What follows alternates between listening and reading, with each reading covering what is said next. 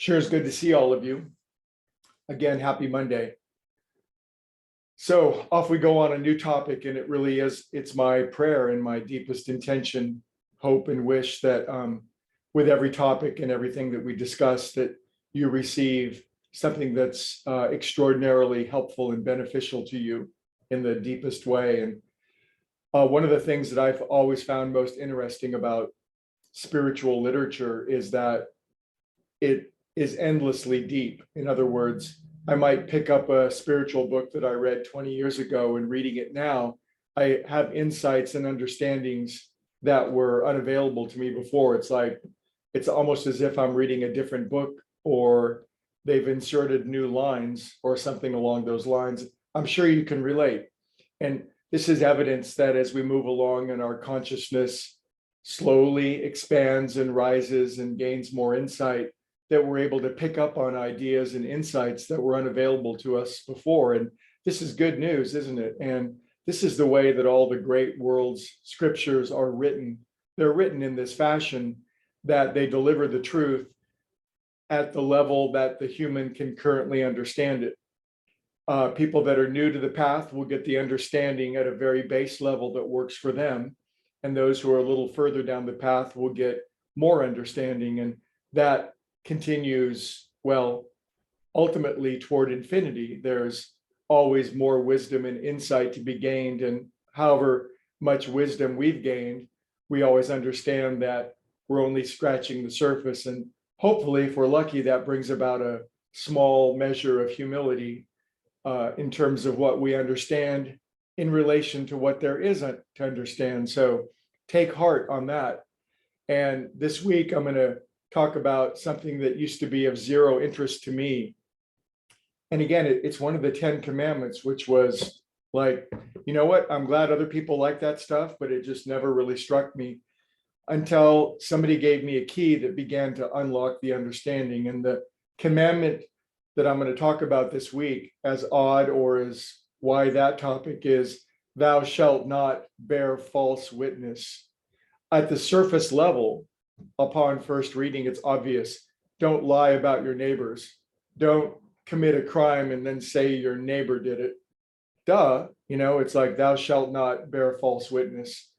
But the greater understanding that I got from a mentor of mine was replace the word shalt, thou shalt not. I don't think anybody of us like to have a finger wagged at us and be told thou shalt not.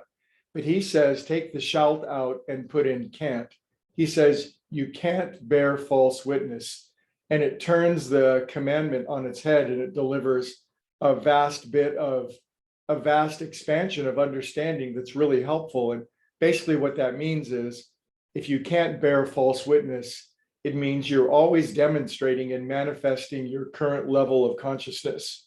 What's going on the inside of you is unmistakably demonstrated and expressed on the outside.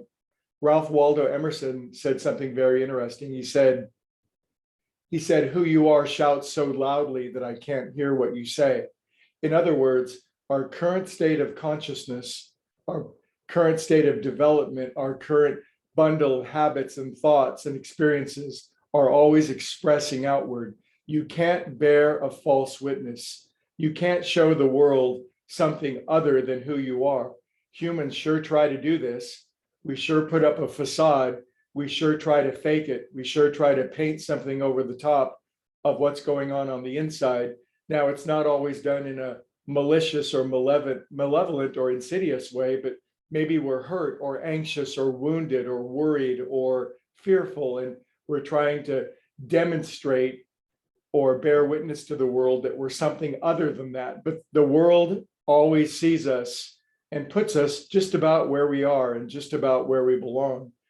So this whole week, we're going to talk about, instead of bearing false witness, we're going to bear the true witness. And it's our bounden duty and obligation to bear the true witness. What does this mean? Inside of us, we have the highest imaginable consciousness, love, truth, beauty, wisdom, harmony, intelligence. And it's our job to bear that witness. It's our job to express that out into the world and let the world see it. We're here to be a light in the world and not bear witness to depression and sorrow and poverty and scarcity and worry and fear. And yet, if that's the state of our consciousness, that's what we're bearing witness to. And we can't bear a false witness, but we can learn to bear the true witness. And we do it through meditation. We clean up our minds, and then we do it through slow, patient spiritual activity. So I wanted to lay the groundwork for this topic all week long. So just during this week, ask yourself, what am I bearing witness to? What am I expressing out to the world? What do people see when they look at me? Are they seeing a magnificent, extraordinary, amazing human being expressing the highest of their God-given talents, skills, and abilities? Or do they see something less than that? And if we're honest, there's room for growth, and we'll work on it. Okay, kids, we'll talk about it tomorrow.